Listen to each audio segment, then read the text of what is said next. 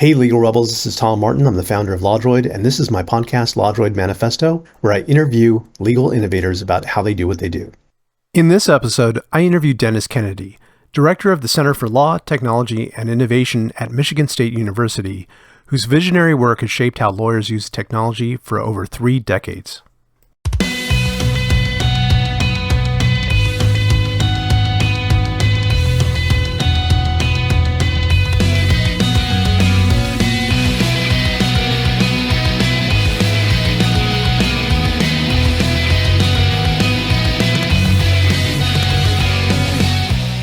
Welcome to the LawDroid Manifesto podcast. I'm Tom Martin, your host, and I'm delighted to have Dennis Kennedy on today. He is a living legend, and he, amongst many different accomplishments, he is now the director of the Center for Law, Technology, and Innovation at Michigan State University College of Law. He is also the co-host of the Kennedy Mile Report podcast. He is a frequent speaker, keynote speaker on law and innovation and technology. He's an advisor. He has his own consulting company, the Dennis Kennedy Advisory Company. And he also is a multi-award winner, including the American Legal Technology Award for Lifetime Achievement this past year. So with all of that, I am just thrilled and honored to have Dennis Kennedy on my show. And Dennis, if you could introduce yourself and just tell us a little bit about what you're doing now. First of all, it's a pleasure and an honor. Thank you for putting together the American Legal Technology Awards. That was great, and a nice capper for some of the things that I've been doing. It's always great to talk with you, Tom, and so I'm looking forward to this conversation. So you've caught me in the middle of spring break, and so I'm teaching classes this semester both at Michigan State University and at the University of Michigan Law School, which generally means I have to keep track of which colors I'm wearing depending on which day and which place I'm at. But I've spent the first few days of spring break working on a big new personal knowledge management AI project for myself that maybe we can touch on. I'm calling it the Knowledge Forge because I love industrial metaphors. So I'm just doing a lot of AI stuff lately. So I teach a class called AI in the Law at Michigan State. And then the class I teach at Michigan is called Legal Technology, Literacy, and Leadership. And those are the primary things I'm up to these days as I work toward what will eventually become my retirement time. So those times are far off. You got a lot of work to do, and you've been doing a lot of work for many years. And you've been so far ahead of the curve on a lot of this. And, I really look up to you in the work that you've accomplished. I remember you being so generous with your time at ABA Tech Show years ago, where I was like, didn't know me from Adam, but I was like, hey, would you like to have some coffee? We could sit down and talk a little bit. And you did. You met with me and gave me some great insights and some things to think about, and I really appreciate that. Oh, that's great. I love hearing that. So today, we do want to talk about legal innovation, obviously AI, which is on the tip of everyone's brain every single second. But even more importantly, I'd like to introduce the audience more to your story, like going back. So let's start with your origin story. You were born and grew up in Garrett, Indiana, right? Right. So Garrett, Indiana, which sometimes during my life would get confused with Gary, Indiana, is the classic small town, Indiana, 5,000 people, outside of Fort Wayne, Indiana, which is the big city near us. Actually coming up on, not this summer, but next summer will be our 50th high school reunion. So that actually, it's interesting that you bring that up, because that is a shaper for me. And most of my family is still in that area. My dad still lives in Garrett. we used to be my grandparents' farm, but now is my dad's farm, and my brother lives up there. That's about 20 miles away, and so we get back fairly often. So that's like a nice touchstone for me, and I in touch with people there. We were a very close class. We're the largest class, I think, in the history of the town, which meant there were like 125 people in the graduating class, maybe a bit more than that. At one point, we were the bicentennial class of the U.S., so 1976. One time when we were freshmen, there was 176 people in the class, and then you gradually, in small towns, the actual graduating class drops down. But it was a great class, really unusual group, lots of really smart kids who've gone on to do super interesting things. Like there was one of my classmates was actually the person at FedEx who she was an engineer there, and she came up with the idea for barcoding all the packages at FedEx, which is a pretty significant idea, right? And so she got to be like this sort of, she had like a free reign to work with the CEO on ideas and innovation. So it's like a lot of interesting stories. So it was a unique class. Like I said, very close. And we all look forward to back together. Wow. Well, if you don't mind painting a picture of Garrett at the time, is it a farming town as you were describing, or what was it like? So it was built as a railroading town. So by the Baltimore and Ohio or B&O Railroad in 1875. So actually this year is the 150th anniversary of Garrett. So the sesquicentennial. So it was traditionally a railroad town. Like, so my one of my grandfathers was a conductor on the passenger trains and stuff like that. So it's always been about the same size. So there's farming area around it, but I would say that it was sort of the light industrial area. So people would work. Fort Wayne was just the big city nearby. So you would say it was sort of like auto industry. So now we would call it the supply chain for the auto industry. So people would be doing things like working like in places that made brakes or that did chrome plating or, other things like that. It eventually went to the auto industry. So it was traditionally, I would say, pretty much blue collar. And there's, it's Indiana, so there's farms all around, but it's not, I would say that, most people were not farming per se. There's some large farmers, and then people in the summers. I didn't do this actually because my dad had us working on our farm, but from time to time. But some of my friends would during the summer go and work, or in the fall would go and work on some of the large farms nearby to make money. So tell me a little bit more about that, about family life. Like, so your parents, they ran a farm, or was there something more than that? Or no. like, what did? Yeah. No, so it was my grandparents' farm, and it had been in the family for a long time. I think it goes back like almost not quite 100 years. But so my grandparents were up there, so my mom's parents, and then my dad. This is the one that was a conductor, right? Yeah. Okay. So after he retired, then he went up and lived at the farm, and he died relatively young, like in his 70s. And then my grandma lived up there for a long time.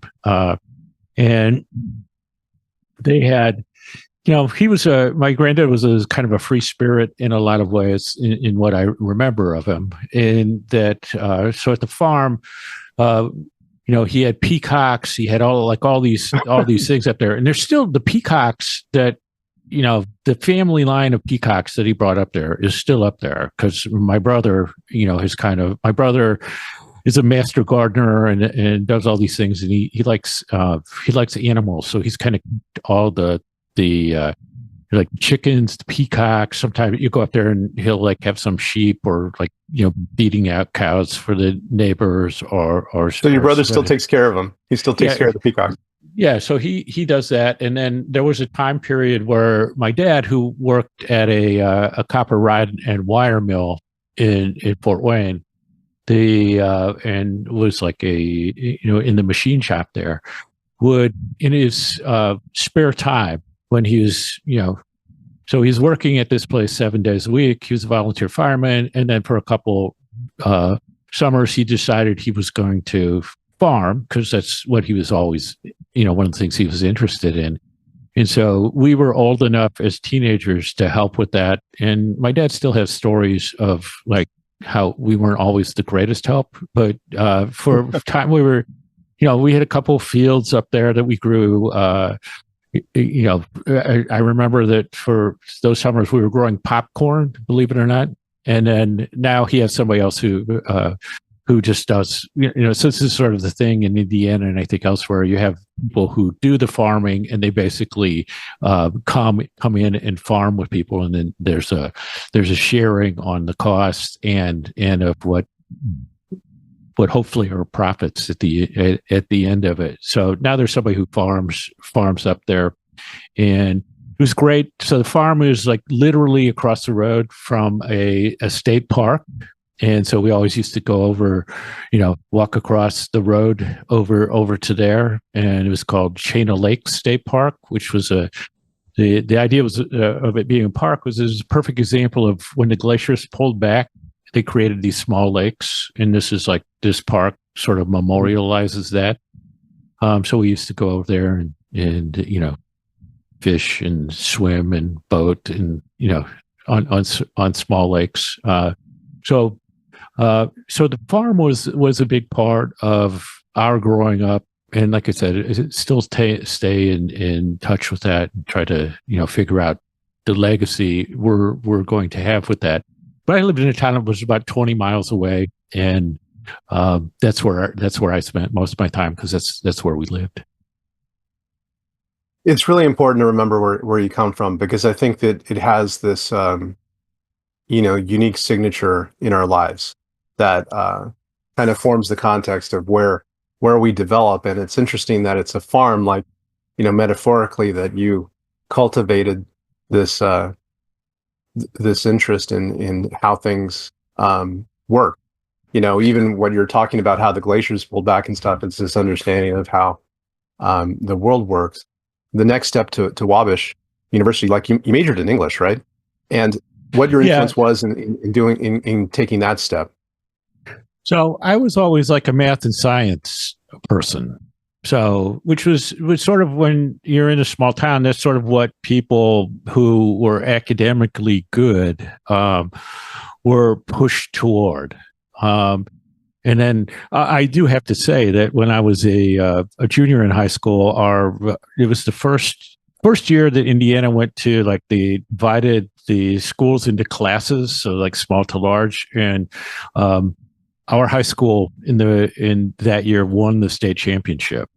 So which was great. I was not on the team. I could say that I had surgery, which I did before the start of the semester, or else I would have been on the team. But seriously, if I would have been on the team, I would have been sitting on the bench and would have never got in. But I would have had a ring. And now I have the story like, oh, if I wouldn't have been had the surgery, maybe I would have played. But not. And this is the football team, right? Yeah. So this is the football team. So they also just celebrated 50 years since that high school championship, and so that was a big thing, and that was happening at the same time as we had this the centennial, and so I did the sports I did were more like track and cross country. I wasn't really big enough to play football, and as one of my friends said, there was something in us that recognized that our brains were like our value, and we shouldn't risk them playing football with the type of football equipment they had 50 years ago. but I think growing up in a small town has been influential on me in a lot of ways. It allows me to like be able to say when, as part of my negotiating and other style of learning things, to say I'm just a simple country lawyer, and the. But I think that there is an aspect where you say, well, I grew up and I tried a bunch of different things and did different things. So when I decided to go to college, so what I would say and what a lot of my friends say is, we didn't get great advice on going to college because people said you should only consider a few schools and they should only be in Indiana. And so ultimately, when we talk, we say that was really bad advice because we could have done other things. But the fact is that culturally, it would not have been easy, like for somebody in small town Indiana to go, like to East Coast or other schools. Like if you say like I don't even know what a polo shirt is, like that's that can be a problem. So I went. So my background was in math and science, and I did really really well in that, and was really good at the testing stuff. So just let me jump in and say, how did that turn around to English though? Because you ended up majoring in English, and I think you graduated magna cum laude. So like no slouch there. Like, how did that change happen? So what happened was, so two things. So one was when I was in school. Well, actually, three things. So one, when I was in school, I would say it was like a year before the computer science thing really started to happen, or that would have had an impact on what I did. And probably because there was at a very small school, you didn't have like a lot of class options. So if they would have had like something to where I could go into statistics, it's possible I could have gone that way or other things like that. But so two things hit at the same time. So one was the sort of the beginning of the punk rock era, and I was really interested in music. And then I had a mentor who was an English professor who really challenged me. And I was in a class, a required class they called Cultures and Traditions. And he really pushed me on a lot of things. And then he kept saying, like, you should do this. And so I felt that the math I was doing, because we were going back to let's go into the theory of why 2 + 2 = 4, right? And I was like, so if it would have been like applied math, I think I would have possibly stayed with it. But so I was taking philosophy classes, and then Bert Stern, who was my professor, said you should be an English major, and this would have been the first semester of my junior year, so no English classes at all. He says, I'm going to give you permission to be in the required class for English majors, and I did really well in that. And then I decided I was going to be an English major, and I had to take like all of the English classes I needed for a major in 3 semesters. Wow. So I did that. And so obviously I had a knack for it and skills, and it was like a strong interest of mine. And so that did it. It felt more relevant. It's where my friends were. That's where I could really see, it was just such a better fit for me.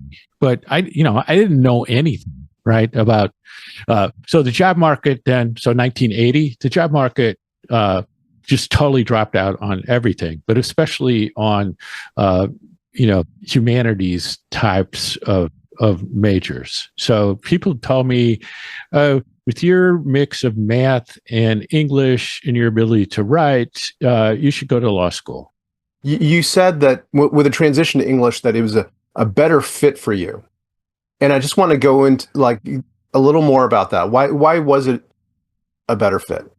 Well, I ultimately I would say it was gave me a broader, like a larger palette to work with. So I sort of felt the math thing was like narrowing. And then I was like, oh, here are these ideas, and here's these ways to combine them. And this is moving, philosophy, English, movies, all the music, all these things have some common themes that are speaking to me. And it's not so narrow. And then people are saying, well, if you're a math major, you can do like actuarial work or, these kinds of things. I'm going, yeah, I don't really see that, like how that's going to work for me. So was that sort of, um, you know, the sense that it was broad, it was like, I don't know a better way to say it than it sort of spoke to me. That's where some of my friends were. It's like, so everything was relating. Like, oh, we saw Springsteen for the first time. We did Yeah. like all this stuff together. It just made a lot of sense. Although it kind of came to a screeching halt, like at the end of my senior year, because I had to make decisions that ended up with me going to law school. Right. And just before we move on to that, you piqued my interest about punk rock. So what was your take on that? Did you get involved in a band, or like what is just like an interest in the subculture? Like what was that? So it was interesting that, I would say it's interesting in the subculture. We kind of have this running joke. A friend of mine was a DJ at the college radio station, and we like to say that we had the first punk rock radio show in Indiana, right? Big claim, right? And the and so he had like the crappiest cassette tape of like all these songs, like from the English punk movement, right? Yeah. And so we started the show by playing so this is back in the days of vinyl, right, on record stations. So we started out by playing it was probably Stairway to Heaven. I know it was like a Led Zeppelin song, and we like scratched the needle across it. I know we did the Sex Pistols' God Save the Queen, right? And we were just like jumping up and down, the two of us, and saying, this is so awesome. And then we got this call, and we're going like, oh, somebody's calling in. And they said, do you know that you have dead air? And play some more Led Zeppelin. And so what had happened was my friend, who was the DJ, had forgot to hit the button to switch over to the tape, So, oh, man. So we did that. And so that was the thing. And, it was just like, you're 20 years old, and it's weird because we talk about it now because it was like, oh, these bands and these people really spoke to us, and we felt they were like us. But then if you read their history, like drug use, the New York stuff, like all these things, they were not like us at all, in a way. But the music was, right. So it was, not in a band, but sort of like, kind of to the extent in Indiana, in a small, as a small college, you can be like have a punk culture. That was part of the thing.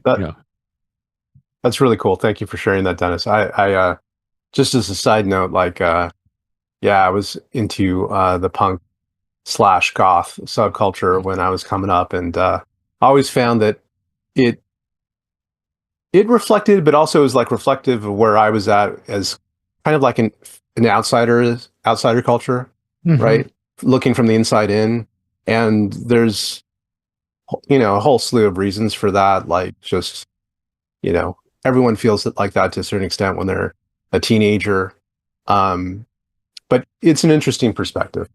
Yeah, I would say, so I'm working with a retirement coach now. And one of the things we've been talking about is, and this I think relates back to that, is we talk about my impatience with the status quo. Or frustration, but impatience is probably a good word for it. So there was that. And then also say, like, if you look at like Clash and other things, there was a sort of community sense to what was happening, and sort of breaking down the barriers between the sort of, the sort of big, wealthy, bands that were filling stadiums, and then the punk bands that were sort of, interacting with their audience. So I think some of those things picked up as well. Yeah, for sure. And I like that part of our community in this legal tech thing that we have. It definitely feels like that. Very like a positive reinforcement of what we're all trying to do. Yeah, if we could all, I sometimes felt like the early law bloggers, if we would have had, if we knew how to play guitars and stuff, we would have like had a band. But that would be cool to hear. So okay, so let's go forward to Georgetown. So you go to Georgetown. It feels like a good combination of these different skills that you put together. Which, by the way, I think is kind of cool that you've had tastes of like different areas. Generalism, I think, is actually very in style right now. But so you go to Georgetown, and like, what's the vision there? Well, I think the vision was that I felt that I'd always been in Indiana and I wanted to try something that was, sort of like a bigger city, kind of prove that I could do it. Mm. And I got accepted like right away, and I went out there and I liked it, and I said, this would be cool. I think I can, I can try this, and if I don't like this, then maybe I could go do like graduate school in English or do something else, right? Mhm. But probably, and my mom was really excited, especially about me deciding to go to law school. So it was like, okay, I'll try this, and it was, it was a tough transition, and to kind of learn the approach, but I met great people, had great classes, did some cool things. I always, I start out all my talks about AI saying, back in 1982, I was at Georgetown Law School and I took one of the first computers in the law seminars in the US. And we spent 2 classes talking about AI, and we thought that it was the next thing. And and I said, it's interesting because all the legal issues are the same as they were, 40 some years ago. Like the technology in the examples are different. And I use it to say, like, we thought this was, I could see this was going to be a big thing. And if you look back at the history of AI, you'll see in the early 80s, there was a sense, it was like a big upturn on AI, and it was followed by like a really long AI winter after that. Yeah. And it was just, the technology just, wasn't there in terms of what was happening. But I actually explored, could I go into AI at the time, but just in a sort of, dilettante way, not as but I was thought like, oh, it'd be something I could turn into a hobby at some point. Well, and in prepping to interview you, like one of the things that I saw that after law school, I think you had one law job, but then the second one just really struck me because I think it was 98 and you were a director of legal innovation at a company called NetTech, right? Yep. What that that's really early on. Like what that's really forward thinking. What was going on there? So what had happened was I had done, to kind of fast, the quick view of my career, that I had ended up doing, and I really enjoyed doing this. Worked at a firm in St. Louis where we did very high end estate and tax planning, and I really liked it. It was very creative work, really fun. Got me involved in computers. And then sort of in the early 90s, and then especially in, I think it was like August of 1995, I was like, oh my God, the internet is the second coming of the printing press. This could be the most important thing in my lifetime. I have the opportunity to be part of that. Why am I not doing that? And so there was actually, so here's the origin story. So I decided I was going to take a day off of work and go see the Windows 95 rollout, because it was sort of simulcast, in different parts of the country and around the world. And Bill Gates was talking about Windows 95, but it was the part he was talking about the internet. And actually, it's sort of ironic because he's talking about the potential integration of the browser into the operating system, which then got Microsoft in trouble. But I totally understood it. And I was driving back home and I couldn't stop thinking about it. And I actually missed my turnoff going back home. And then that weekend I said, I missed the whole damn internet. I just missed it all. It's gone. And I can't be part of it. So over the weekend, I put up a web page. And then that web page led to most of the rest of my career in a lot of ways. So I said, I need to be part of this. And I spent time thinking through that. And I saw the changes that were happening in the legal profession, in the area that I was in, which actually echo a lot of things that are still happening. And I said, I have the chance to change my career so it's closer to the internet ultimately. Yeah. So I gave up a partnership in a law firm, and I was going to do, sort of writing, consulting, other things around technology and innovation in law. And there was a friend of mine who had this company called NetTech, and you'll love this story, that we decided that we would kind of work together. I would be part of that, and that we were going to ride the Y2K thing, like in law firms, and that was going to be like our thing, and that would get us all established in this. Well, we didn't appreciate that law firms just absolutely didn't care. Like they didn't care about Y2K, right? And Yeah. they Haven't heard that before. so so it ended up, so long story short, it was fun for a while, didn't work, and then I had the chance to go back and actually learn to do what I'll call information technology law at one of the bigger firms in St. Louis. And so I did that for a bit. And then there's also a transition story there, which is always a lesson in when you're at a place that you like and there's a merger, that sometimes becomes a place that it might not fit as well as it once did. Let's put it that way.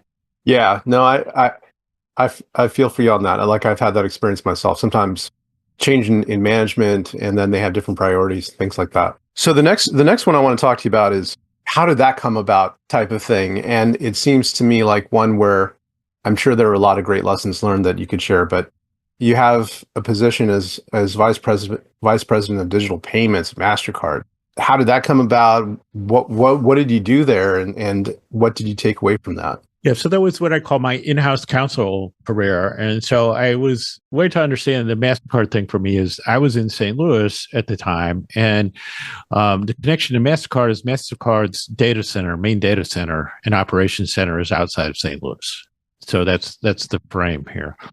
So I was doing some work with them, and it got to be, you can basically call it like a secondment over time, but you could also say I had like my own firm that by far the biggest client was MasterCard, and I was essentially working full time for them. And so they reached a point where I had kind of, maxed out time we could have that arrangement. And so they brought me in-house as an in-house counsel, and I was like, essentially, you can think of it as technology counsel in connection with the data center. So software, hardware, services, open source, a lot of things that people associate with me in law.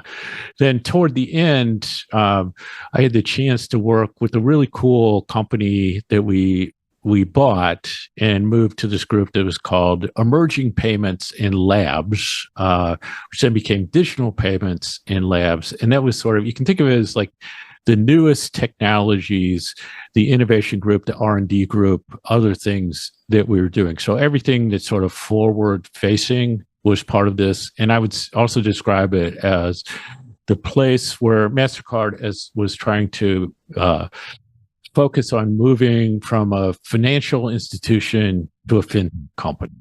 And so, whereas what I was doing before, I would call like infrastructure and on the, what we brought in and development, that group was more consumer or customer facing.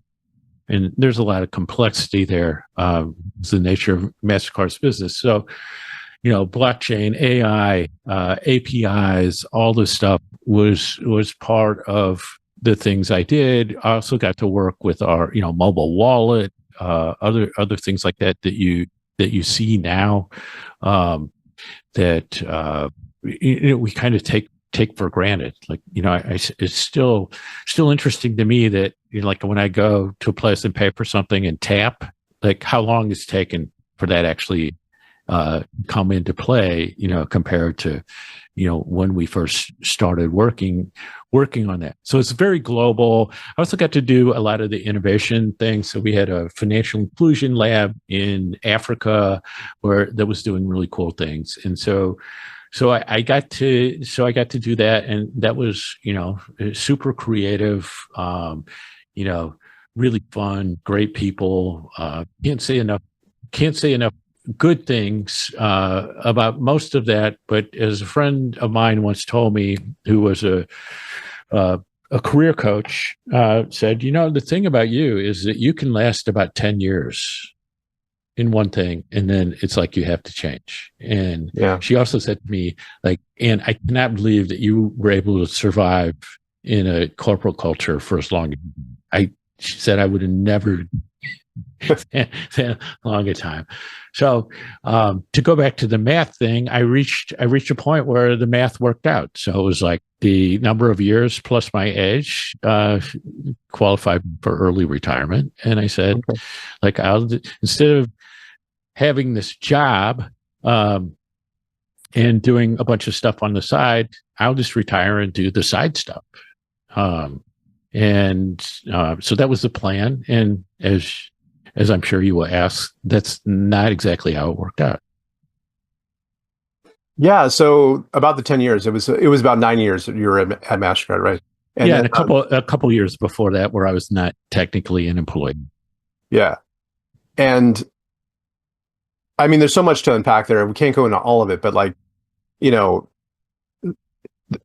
thing that stands out to me is that you had the exposure to all of that, from blockchain to, using automation and technology for payments and tapping and like you had exposure to all of that in a very practical, like on the ground way. It wasn't, this would be cool, and here's an abstract concept I have of how things could be. You were dealing with the day in, day out, of how to make that actually operational.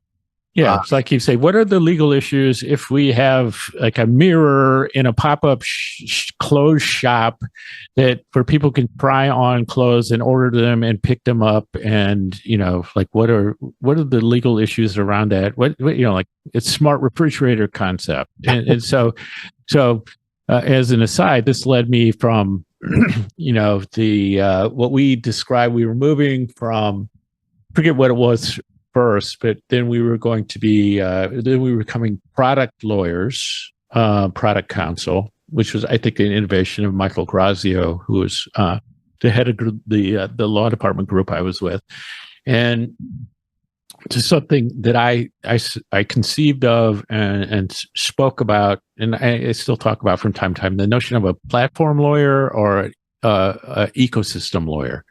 So what happens when I have this smart refrigerator? It becomes really hard to determine what the product is and who's involved in it. And it's not if I look at it as a series of one-on-one transactional deals, can that even make sense? And how do we have to figure out how that all works together? And if I say, I go to the refrigerator and I have to click through 15 different terms of use and privacy policies, then as a consumer, I never use that, right? So like, right. What do we do along those lines? So it's really interesting in terms of how law was changing. Also going through the period where we were moving from on-premises software licensing to cloud agreements. And in one case, that happened like dramatically and completely in a period of months. So actually, the type of legal work agreements, everything changed, and that was all interesting. Although I will tell you that the business people I worked with and the tech people would always like walk by my desk and say, like, I don't understand why you're doing this stuff. You should be part of the business. You should be doing like the cool stuff. And that was fun too, because the last group I was with, at their company meetings, they would actually say to me, like, we need to hear from Dennis, and we don't want to hear from Dennis as a lawyer, but we want to get your opinions about what it is that we're doing. And that was really cool. Yeah. Put your business hat on. So yeah, I'm really interested to know what your approach was when you got to basically focus on the side stuff, which to me, like, viewing it from my life, like, that's all the cool stuff, the fun stuff, and you get it. You had the opportunity, and you have put that front and center. So how did that play out? So it worked out really well. In that I was like, okay, so I want to do the writing, I want to do speaking, podcasts, other things that would come up, potentially advisory boards, other things like that, and kind of put that together in a sort of, not full-time work kind of way. And so I chased a number of things down. I started some things. Like, I'm really good at starting things and then learning from things that don't work out so well necessarily.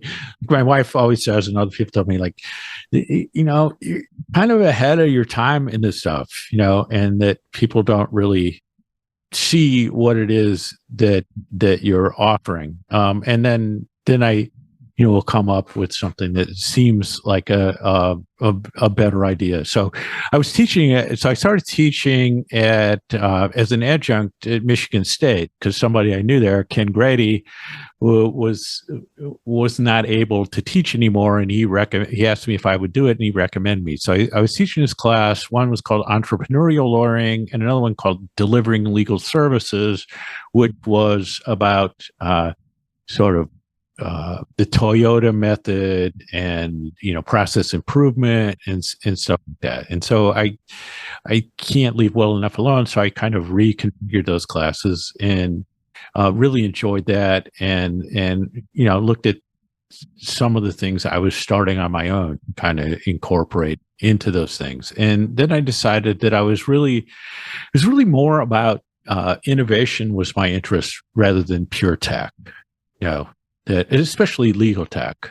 And you'll notice in Tom Miles and I podcasts is that we kind of keep the focus on pure legal tech. It's a little bit difficult these days. And so we've kind of gone to much broader approach. And I see technology as just one piece of innovation. And there are, so it opened up this whole area learned. So I was trying a bunch of different things, doing some writing, stuff like that. And then the teaching thing, I talked with one of the deans at Michigan Law School, and I thought we were just having coffee, and then it ended up that he was asking me to more or less create a class that I could do at Michigan Law School, which is the thing called Legal Technology, Literacy, and Leadership. Because I said, I could teach a class that tells, sort of shows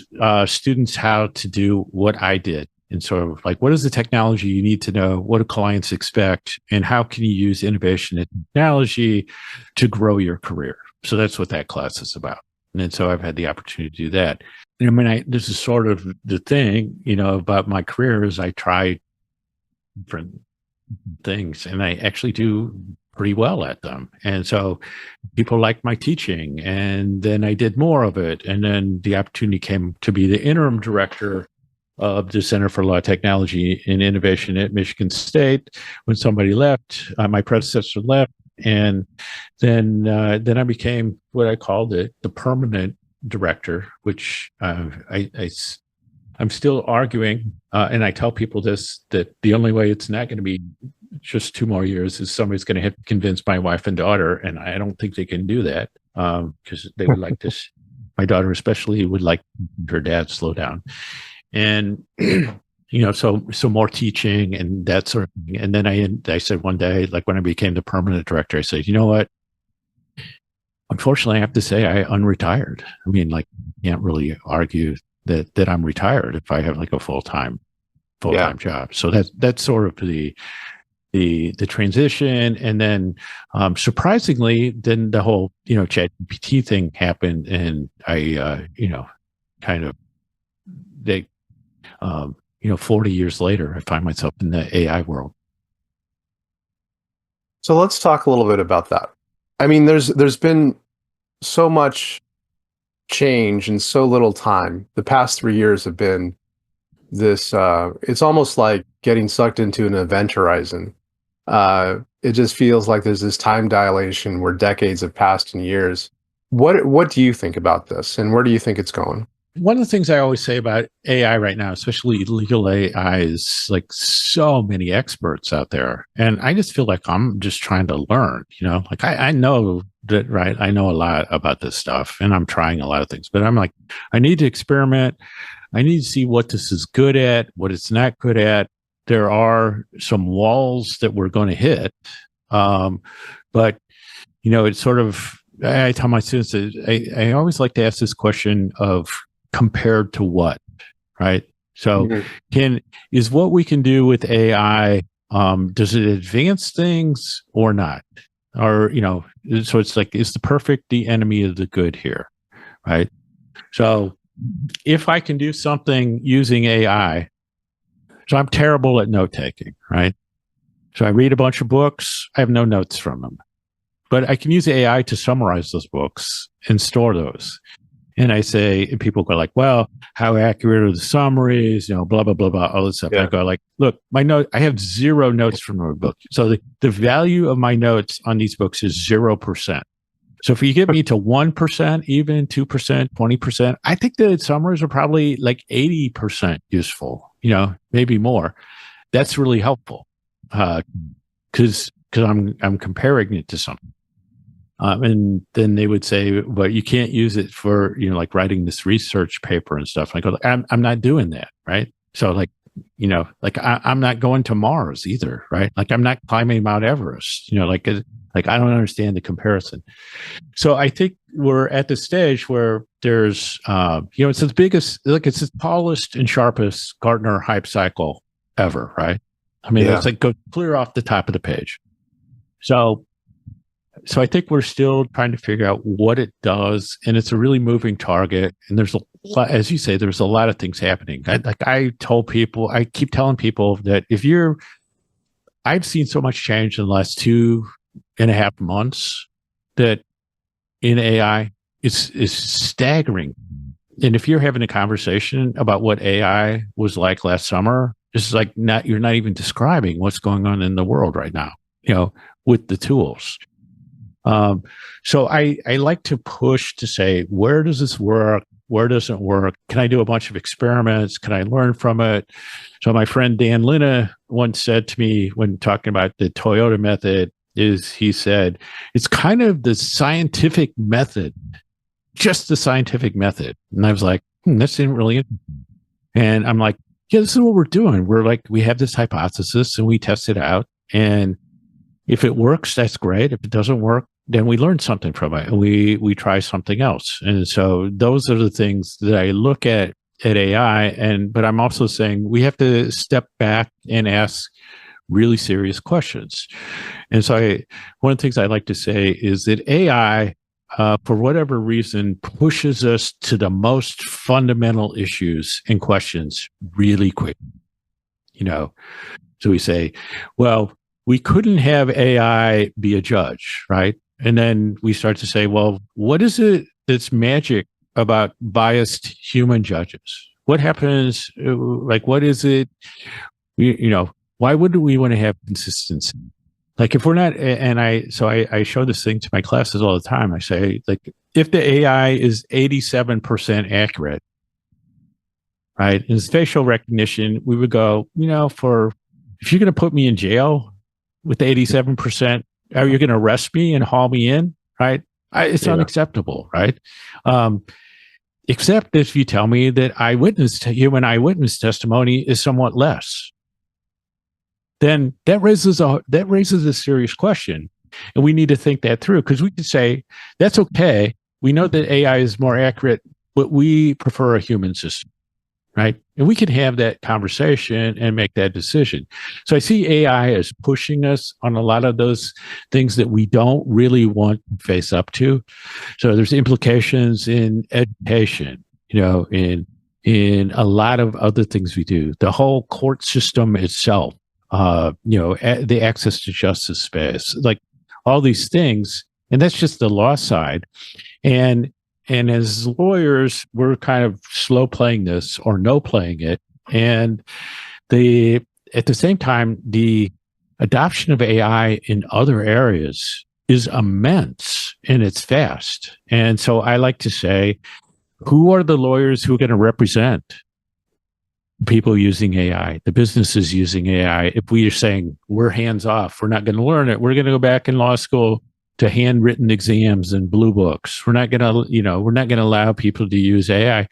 So where do we get the lawyers that help these people who are doing this stuff right now? And then as I challenge my students this semester, I say, we need to be able to explain as lawyers. And I say, I think we can do this, but it's going to take more and more work. Is what value do we bring that somebody should hire us instead of using an AI? And what will become tricky is that lawyers I know, because we don't want to pay legal fees either, like we're using AIs to get answers ourselves. So, so it's like, how do we connect those dots? And so that's where I'm at. I have some concerns, right, about that the big tech companies are making all the decisions. That that we're in the world's largest beta test, unsupervised beta test of a technology ever, where the focus is turning to national security. This is, a shout out to the Canadians, right? When U.S. focuses on national security, Canadians get nervous, right? They can't say Patriot Act to somebody from Canada without them breaking out in hives. So what's going to happen with the directions that we're going?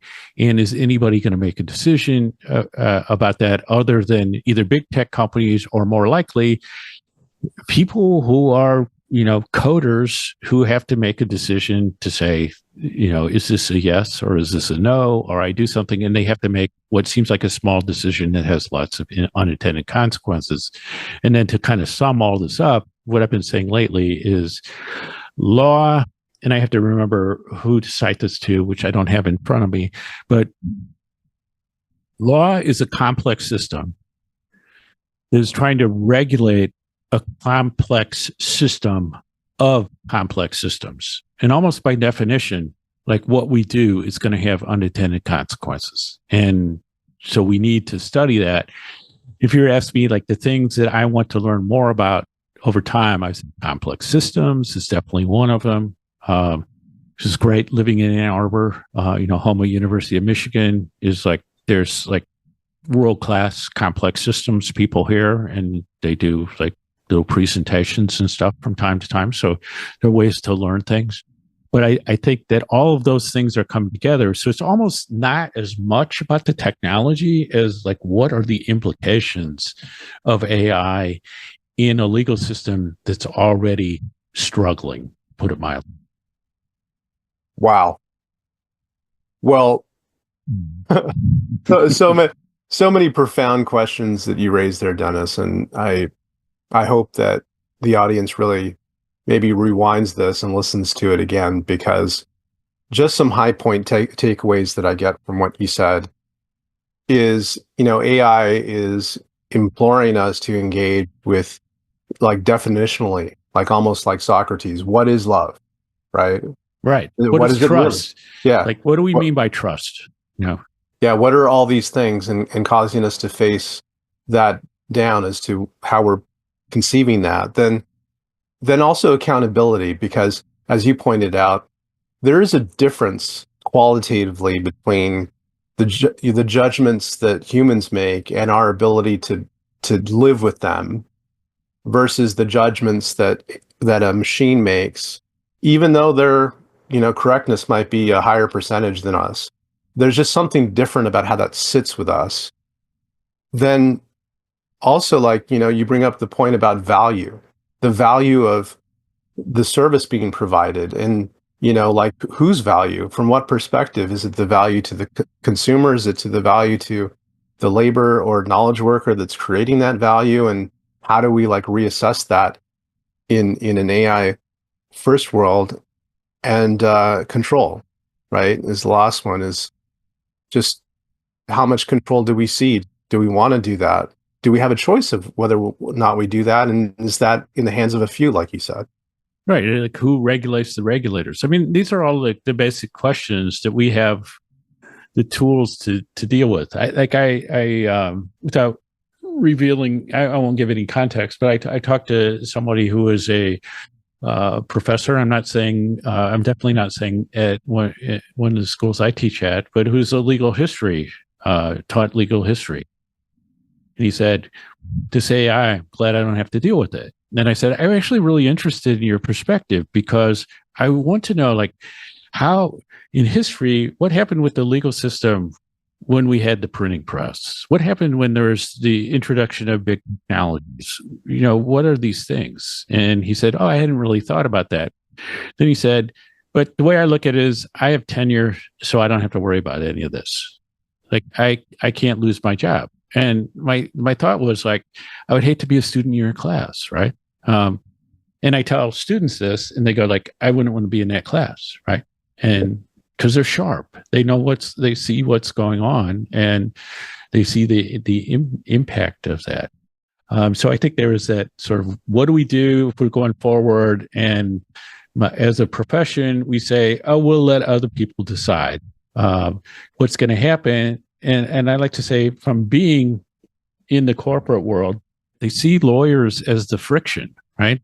And they look to eliminate lawyers from the equation. And if we're just stepping back and saying, like, go ahead, go right ahead, but it's like risky, or you shouldn't, like, my favorite thing is like, you shouldn't use AI right now. Like, well, like, yeah, that doesn't work, right? Like, how is it going to work? Like, how are we going to keep, stay in business, those kinds of things? How do we think through these? And as go back to what you started with, is that it's happening so fast, right? You really do feel that the pace of change is faster than anything that we've seen. It actually feels even faster than like the beginning of COVID, when we had to go remote so quick. Like, AI feels like it's faster even than that. Yeah. Yeah. Well, I completely agree with you.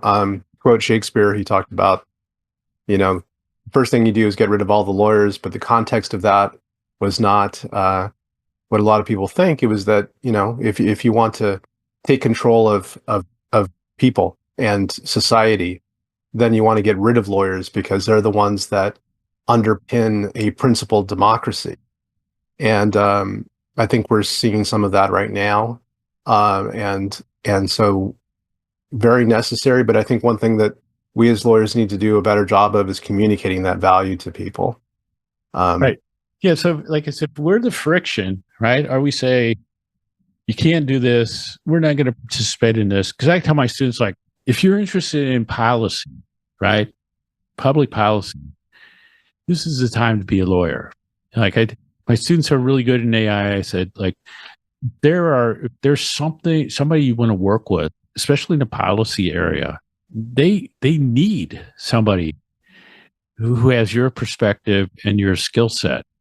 Because if you just say, like, we don't know anything, right? So, whatever, or we'll take a year or 2 years to decide, it gets, it's past us. And I mean, I hesitate on that a bit, right? Because, who knows, right? As they say, prediction is really hard, especially about the future, so I don't, it's hard to, part of my thing is I can't predict, but I can look at scenarios, I can look at likelihoods, I can do those sorts of things. So how do we do that? And my concern is, this is the legal profession. We just say, we're not going to play.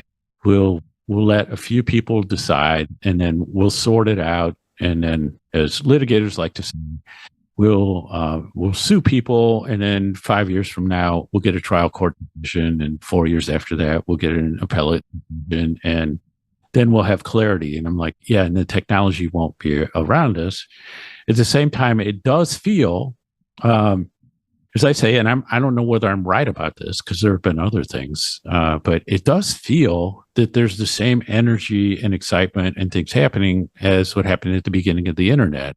And I treat that seriously. And I've told people that at the beginning of the internet, I never felt that I would be able to be part of something that was like the invention of the printing press in my lifetime. And with this round of AI, I'm not sure it's going to happen, but it feels like I have the chance to do that twice, and to think about this. And I know, Tom, you think about these things as well, but I'm trying to say, like, well, what happens when AI becomes a platform? Is it going to be like the internet, what is the blog of the AI platform? What is the podcasting of the AI platform? Like what are like how can we use this so it's just not like some weird research tool, like some answer machine, but it becomes a the platform thing, as they used to say in the old days, a computing mechanism becomes a connection mechanism. And does AI fit that pattern or is it something else? So when I say I'm looking forward in some ways to retiring, it's not because I'm not going to be thinking about these things. I just want to spend more of my time on some of those things. So That sounds like a great place to be, and I wish you well on that because I know in the future I'd love to be able to have that time to spend that way. But in the time that we have left, there's two questions I want to ask you. I ask all the guests. okay. So one of them is kind of like to help out people that are watching, because from everything that you've said, obviously, like a lot of type A guests that I talk to, like you have so much going on, you're balancing so much and juggling these things. How do you do that? Like, how do you get through the day with all of those different priorities? So I used to think that like I had this skill set, and the one that Whitney Johnson says that, who wrote this great book called Disrupt Yourself, which I'll recommend, says that our superpowers are usually something that we don't appreciate. We think everybody can do that. And then I sort of realized that one of my superpowers is this ability to manage time and projects.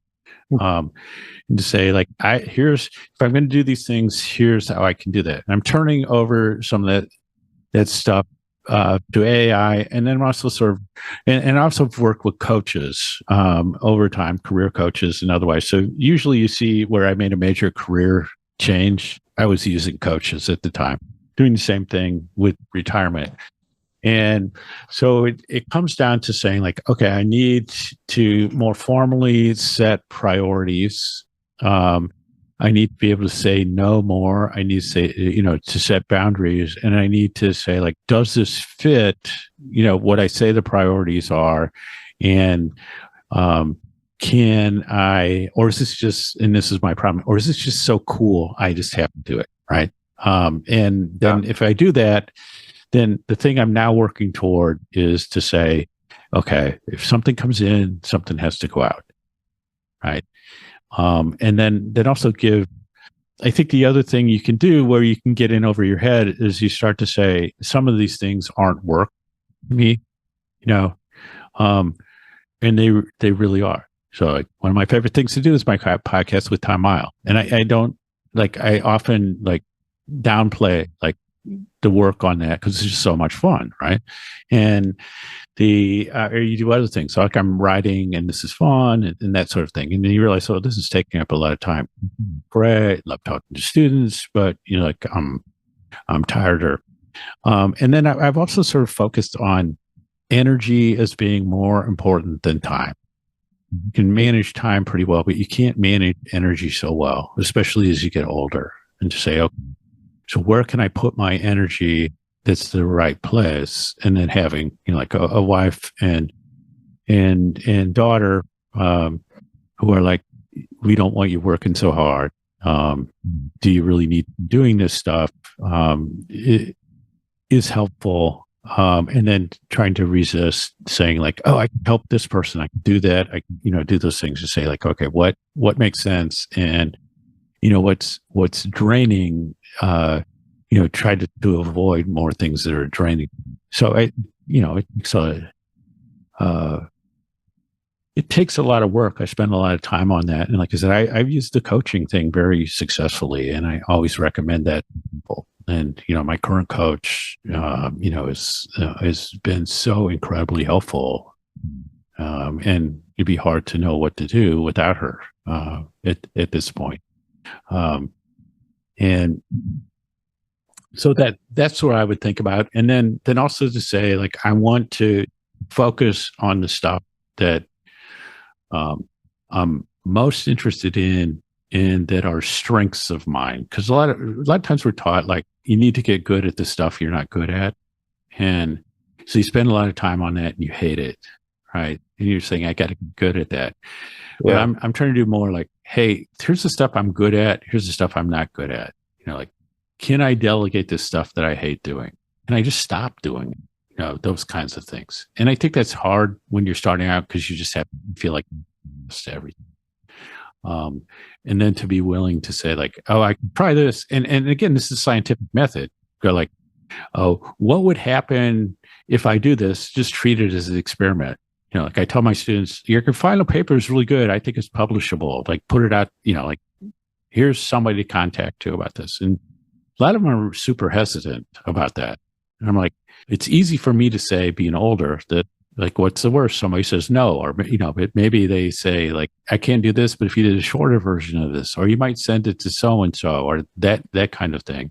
I also tell my students that the sort of hidden thing out there these days is that, whether it's bar associations or other groups, they're really aging, right? They're desperate for young people. And they, on a lot of these tech topics, especially, they don't have people who can speak on this stuff. So if you're like, even if you're a law student, like, and you want to talk on AI and you want to join some group and do that there's time from putting together events that you say like, okay, well, I don't know about this person. I don't know what their skills are exactly, but we can put them on a panel with somebody that we know is good and bring them along. And I tell my students, this is a tremendous opportunity for you. Like I've been on panels with people where I say like, is this person fantastic? Are they super skilled? I'm like, no, they're a beginner, but the potential is so great.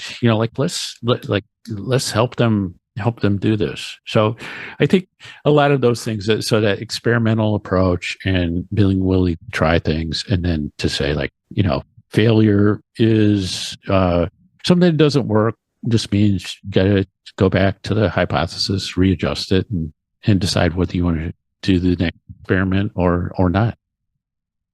Well, I love that. And I think those are great words of wisdom, and people should put less pressure on themselves about stuff like that. And also I just want to thank you for spending some of your time and energy with me today. You had a choice of many things that you could be doing. So I appreciate that. The one last question that I want to ask you before we go is, again, I ask everyone this, but like doing all this stuff, at the end of the day, like what makes it worthwhile for you? Like what gives you that sense of satisfaction? I think there's, I look at this and, like I said, I'm working with this coach, and so you try to sort some of these things out, and you say, well, is it I want to create a legacy? Is it this? Is it that? I sort of think it's like this, you do have this impact thing, like where it's great to have somebody come up to you and say like, I'm a fan of your work. I've been, like listening to your podcast. I've been reading your stuff, and it changed my career.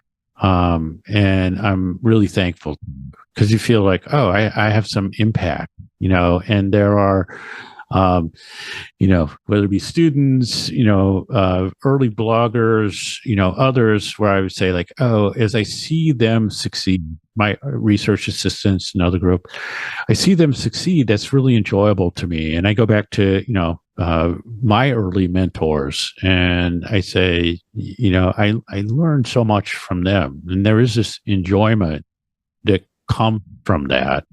And I think that becomes, part of the motivation. And like when you dig all the way down, right, sometimes you're going like, why, like I did this like years ago, and now somebody is like saying the same thing, and and they're getting all this credit, and it's not new, and you go like, well, I don't care about that. It's like, the people are now getting this idea, right? It's like my wife has been talking about like, being more comfortable with that. I'm often feel like I'm ahead of the curve, and that's okay. Like I don't have to say like, oh, I was the first to do this. I was the first to that. It's like, no, like I'm just happy that people are now coming around to this. And I think that's the we say that sort of frustration, the impatience with the status quo. I think that's where I'm at with the AI and law, because I say, like, this is a big deal.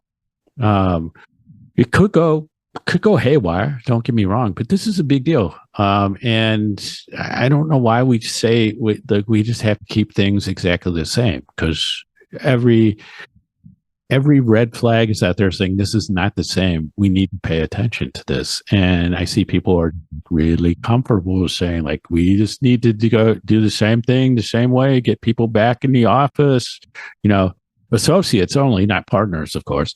And that I want people in the office. So, like, if I'm here and I need to grab somebody in the hall, I can do that, because I can't be bothered to learn how to use Zoom or to reach out, to somebody and ask them through, some technology that would work really well. I realize now that, Bill Hobson, who I worked with, was probably my main law mentor. He had moved to St. Louis, and he had started out at White and Case in New York. And he had worked with somebody who was like, a partner at White and Case, who had worked for somebody else at White and Case. And one of the things we talk about is how some of the things that they did, like, stayed with him his whole career. And I could see that as I look around my desk and I say, I swore that my desk would never look like Bill Hobson's desk, and I wouldn't do these things that Bill did. But here I am, right? And and I realized that they go back like generations, and it's those kind of connections, and perhaps you appreciate that more from a small town background, with my dad getting older and stuff like that, and my daughter especially really interested in family history. But I think there you say, like, oh, there are these things that kind of you set in place and they ripple out and they have consequence, and I think that is a great thing, especially if they turn out in a good way, right? Yeah, for sure, that helps. Well, thank you so much, Dennis. I really appreciate you being on my show, spending time with me and talking to me about all these heady things. Okay. Yeah, great. And yeah, I'm not always like going deep on things. There's a lot of shallow things I like to experiment with too. So, well, I'm a philosophy major at heart, so like I love talking about that stuff. So you'll appreciate this. That one of my AI projects is like, I wonder if I could have the AI like summarize those absolutely unreadable translations of Heidegger and Husserl and like put them in language that you could actually understand. That would be a test. Yeah, I could think of a ton of students that would thank you for that. Yeah, phenomenology in plain language. That's great. Well, for everyone who's listening and watching, how can they keep in touch with you? Well, I'm always sort of the hub, as Tom Mile likes to say. The hub of my stuff is all comes through DennisKennedy.com, but sort of LinkedIn, the Kennedy Mile Report podcast. I'm doing this new thing called Legal AI Live. This on LinkedIn, the second Fridays of each month with Matt Kurbis, and then the stuff I'm doing at the center at Michigan State. We're doing some really cool things there. So there's a number of different things, and then you get the some stuff on Legal Tech Hub, but usually most stuff kind of the center point is still the website, which has been around for 30 years. So, and I get to say, this is one thing that impresses people. It still surprised me. I say, like I was one of the first lawyers with a website in 1995. There's about like 20 of them, and there's some people like Greg Siskin who might have like predated it a little bit, and maybe like one or two others kind of snuck into 1994. But that's the one thing that I say where people are like super impressed. Wow. So that is pretty impressive. And at the time I said, I missed the whole damn internet. I missed it. So no, there's still plenty of time. Like there is with AI. It's feels early, but there's there's a lifetime and generations after. Dennis, thank you so much for spending time with me. Your story of your career and your origin story, a lot of courageous choices there. And so, thank you. Thank you for being on the show. Okay, great. It was fun. And to all of you, thank you so much for watching, and I'll see you next time. Thank you so much for watching the latest episode of the LawDroid Manifesto podcast.